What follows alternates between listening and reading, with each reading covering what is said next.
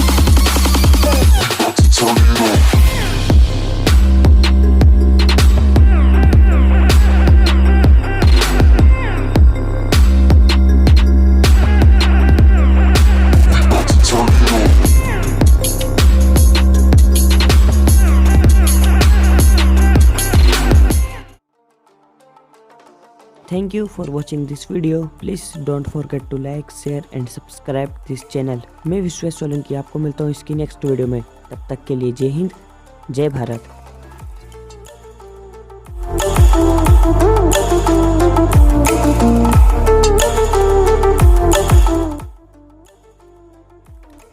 क्या आपने मेरी वीडियो यहाँ तक देखी?